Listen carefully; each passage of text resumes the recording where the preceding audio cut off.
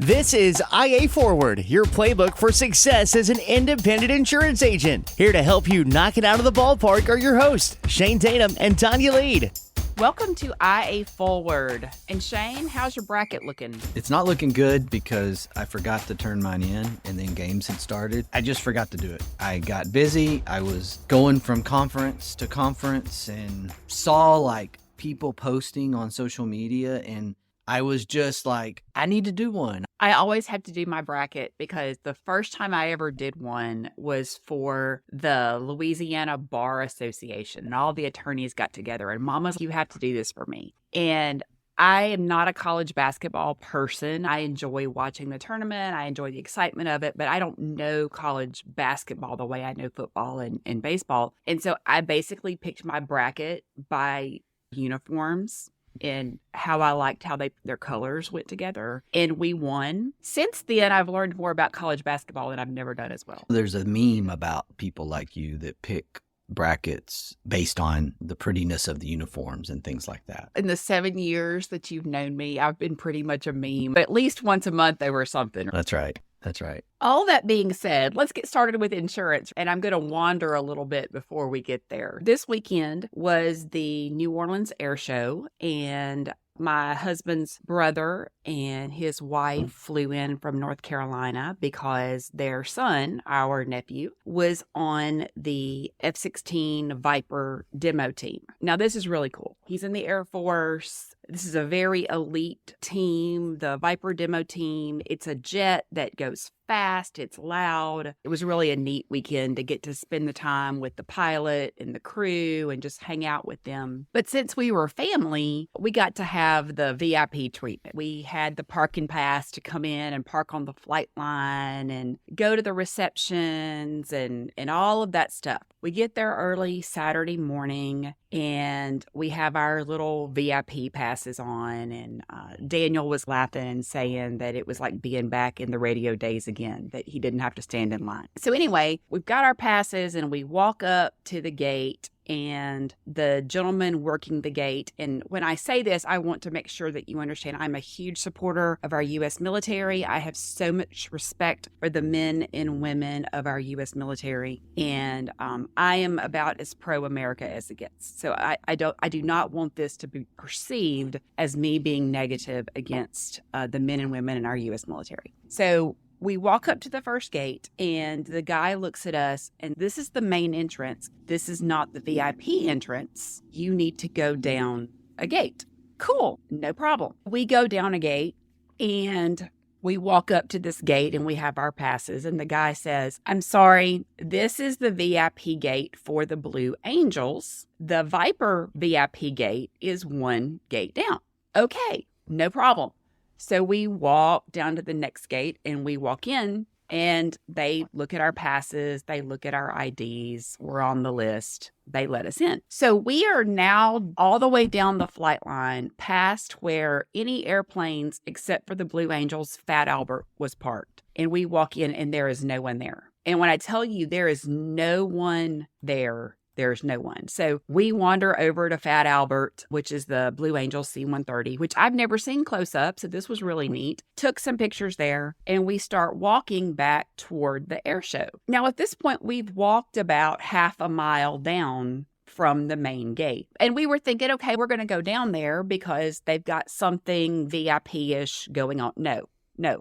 They just sent us 2 gates down, half a mile down, to walk all the way the half a mile back to the main entrance gate where the VIP tent was set up. And so it was one of those things that had we just been allowed to go into the main gate with everybody else, then we would have already been there. But we were following orders, and the men and women of our U.S. military were following orders and saying, this is not where you should be able to come in. You have to come in 2 gates down. It was one of those things that we have laughed about all weekend, because why couldn't we just go in the main gate? Why do we do things just because we've always done them that way? What you're describing is, it's everyday procedural, big company big whatever things. The question that immediately pops in my head is, are the people designing the process flow and how things should happen, are they even remotely close to the actual event?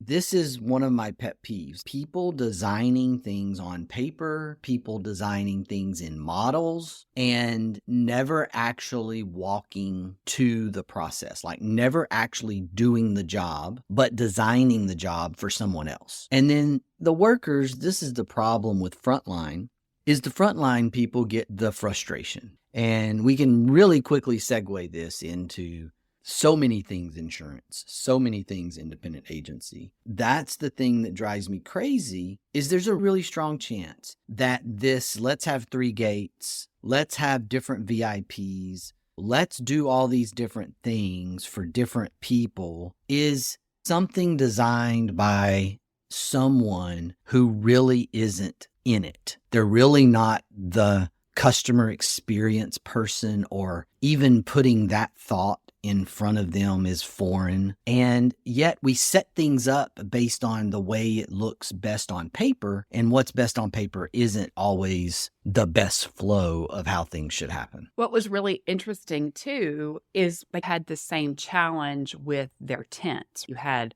this VIP tent, you had that VIP tent, you had sponsor VIP tents, but nothing was really marked. And then at the end of the day, when it came time to leave, you had to leave out of the gate from whence you came in. We could not leave out of the main gate. We had to go back down to exit our same VIP gate as we came in. It was an interesting day from a procedural process thing. Really made me think about our agencies, and are we talking to our people? Do we create these procedures because they sound really good in our head, put them in place, but do we ever get feedback on, hey, is this a good idea? Is this not a good idea? Or do we create camels where we ask everybody if it's a good idea and try to apply everyone's ideas, and then we get a camel instead of a horse? I bet your husband was absolutely losing his mind, not because he was having to go to different gates or do the long stroll, but because every step of the way you were in his ear about how ridiculous the customer experience process was. Because I know the marketer in you. Okay, really? No, it was the opposite. Because the cute boy being the super logical one, the entrance and exit thing drove him crazy. Now, from an event coordinator standpoint, the stuff with the VIP tents inside,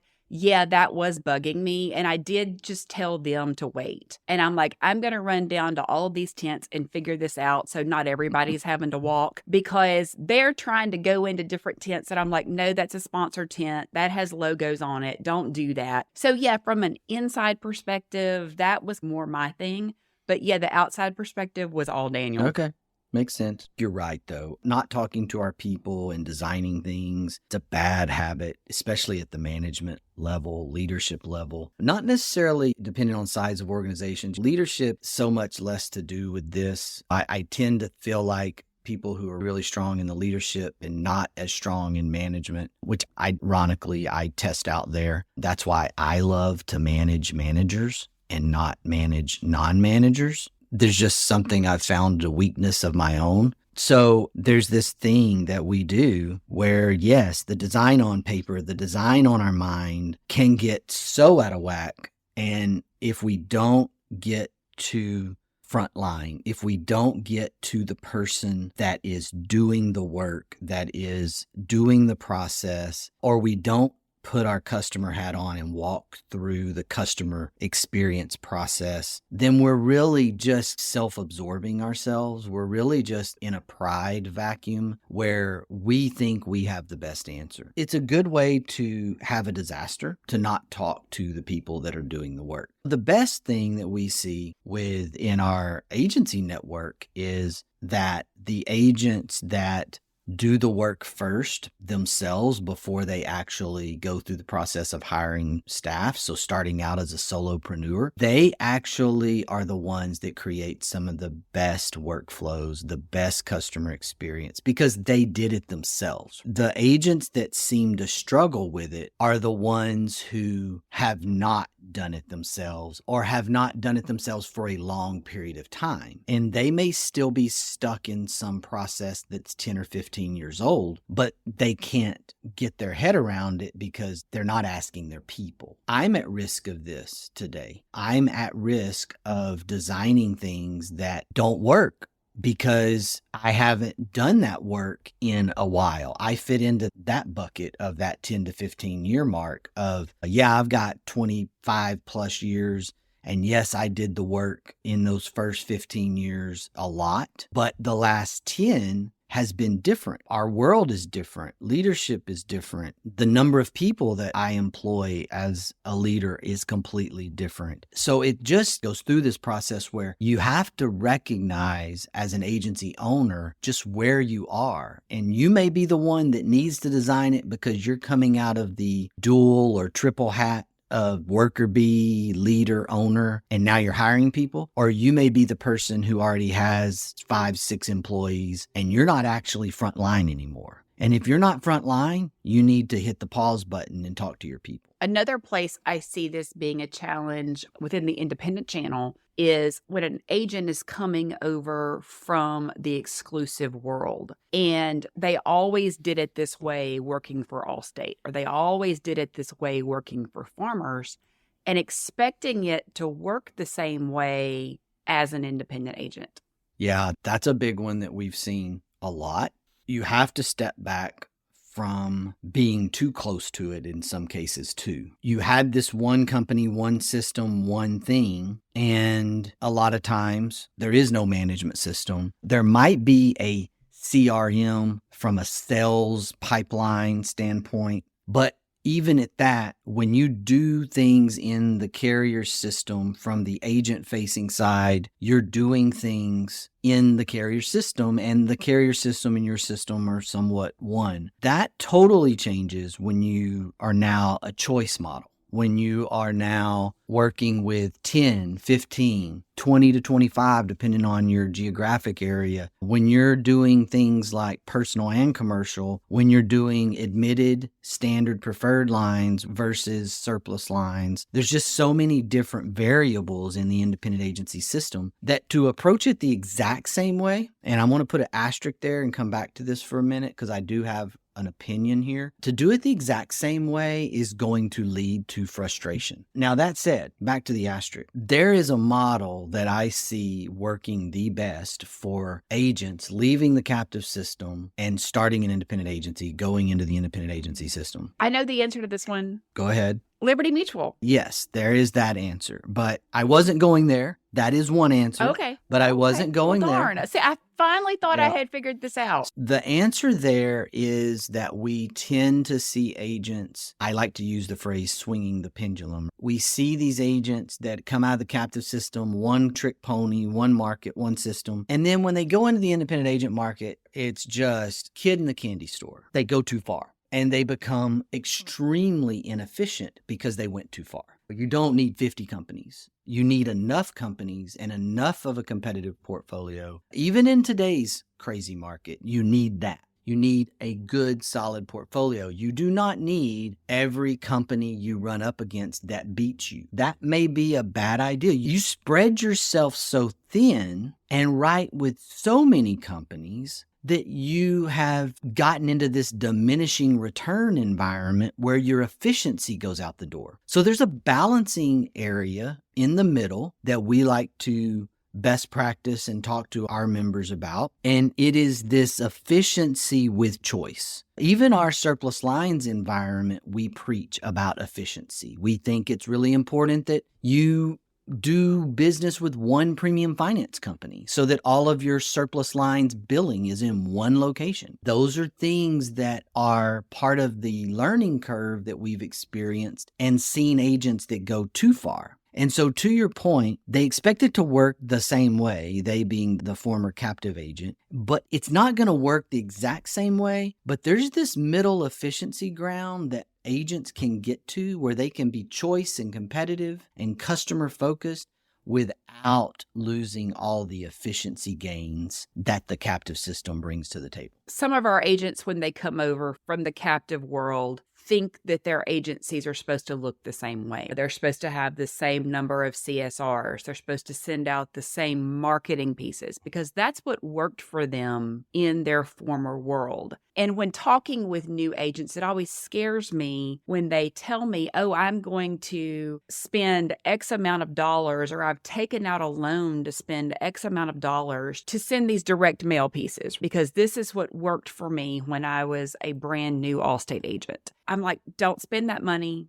Don't take out that money. Just because it worked at X doesn't mean it's going to work now that you are Y. And so that's what I'm thinking about too, not only from a carrier perspective, but from a marketing perspective. We need to make sure that just because you've always done it that way, you know why you're doing it now. We've seen agents try to just take that thing and move it over. Look, I give a few things as the ambassador, evangelist of the independent agency system that I am. You have to recognize and respect that there are some strengths in other things. There are strengths in other channels. The captive channel strength is the brand that has been built for decades and decades. The amount of money that has been poured in to that channel when it comes to brand, that marketing in that channel is completely different than marketing yourself and pipeline development in the independent agency channel. I talked to a State Farm agent locally one time, and it blew my mind because I did not realize as an independent agency just what that environment looked like. And this particular State Farm agent had told me that 80% of his new business comes from what they called transfers. That would be our agent of record, but they called it transfers. So it's basically someone moving in. And so if you have this State Farm office, the way I understood this,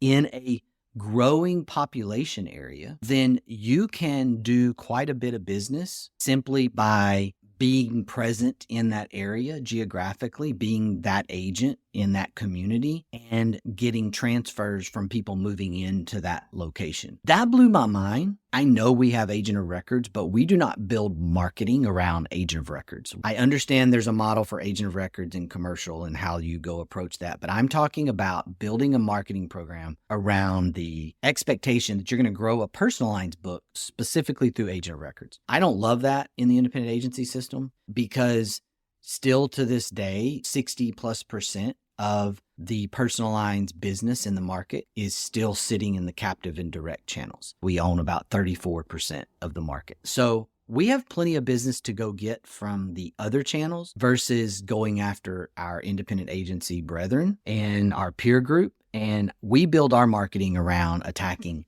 the captive channel and the direct channel. And most of our partners in our agency network do the same. I just think that the marketing development is more community relations. It's just a different thing about your local brand versus sitting underneath this giant brand in the captive system where you're just totally dependent on what that brand is doing and spending. Within our retail agency, what is something that we did for far too long because we had always done it that way?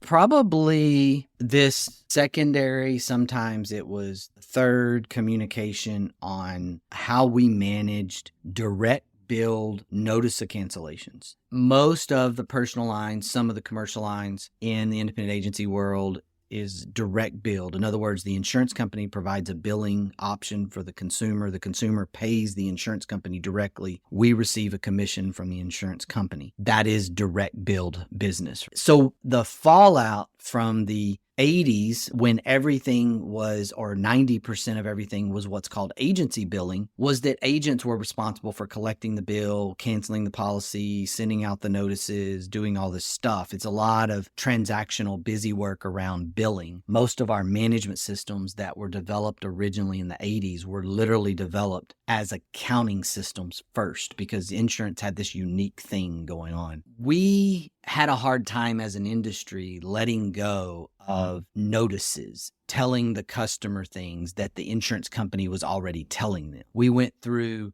iteration after iteration of loss control experts saying, you've got to tell them, or they're going to think you didn't tell them. You've got to send them the notice of cancellation. The company already sent them the notice of cancellation. Why do I have to send them the notice of cancellation? This was me as an adult coming into the workforce as a Gen X in the mid 90s. All these companies billing the customer, but we're still spending a lot of energy, a lot of money. Notices. Why are we doing that? They've already sent the notice. And then we finally started hearing this loss control thing shift to, if you send a notice to one person, you have to send it to everybody. And if you fail to send it to somebody, you actually create a new E&O exposure. So simply by not sending anybody a notice of cancellation, because the company's already sending the notices, we actually lowered our E&O exposure and improved our loss control, because we got away from doing something that we were doing because we always did it that way. Because in the agency billing world,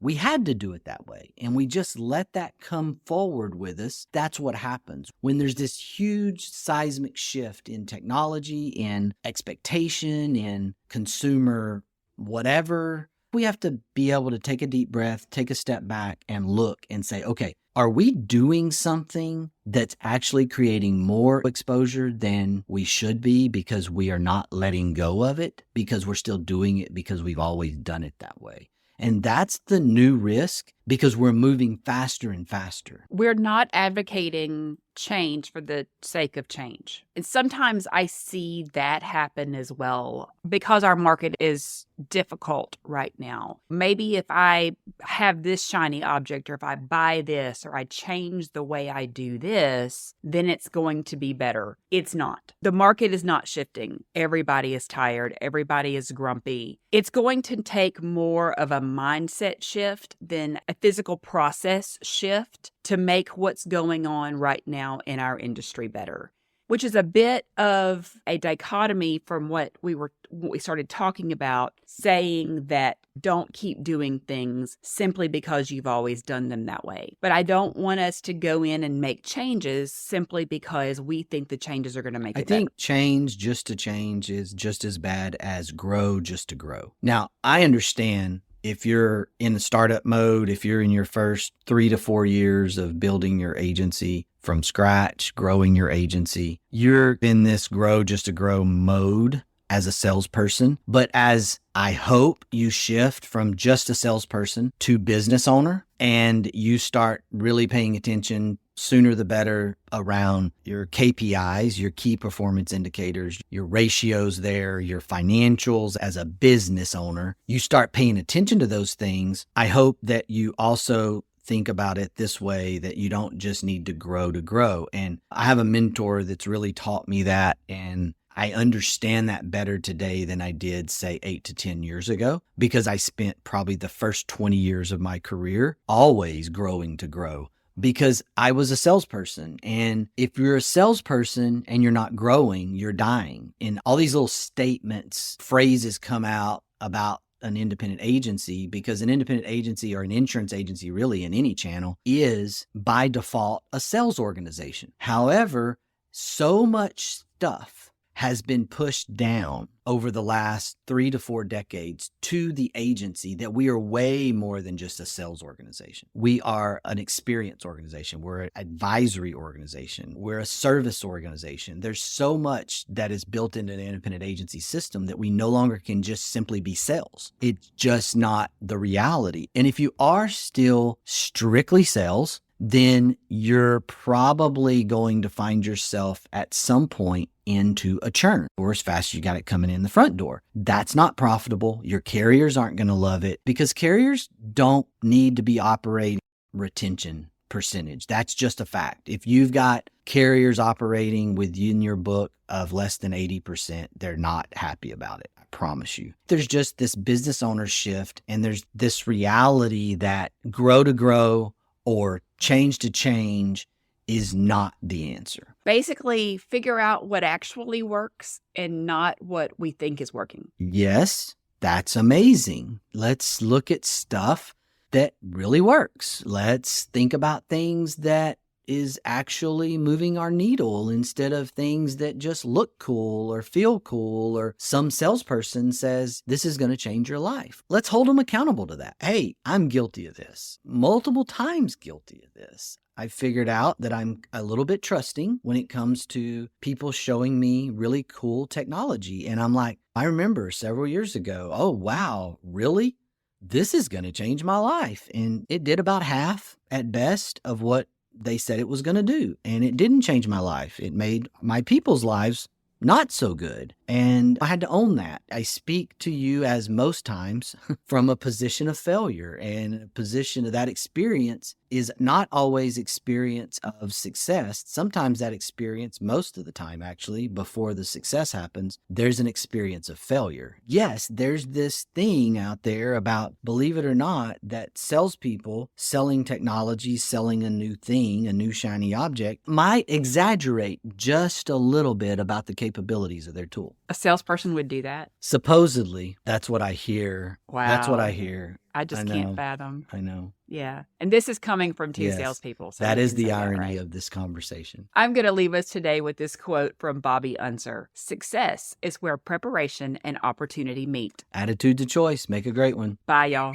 Ready to get the ball rolling with your independent agency? Learn more at IntegraAgent.com. That's IntegraAgent.com. Thank you for joining us on IA Forward. Make sure you never miss a show by clicking the subscribe button now, or learn more at IAForward.com.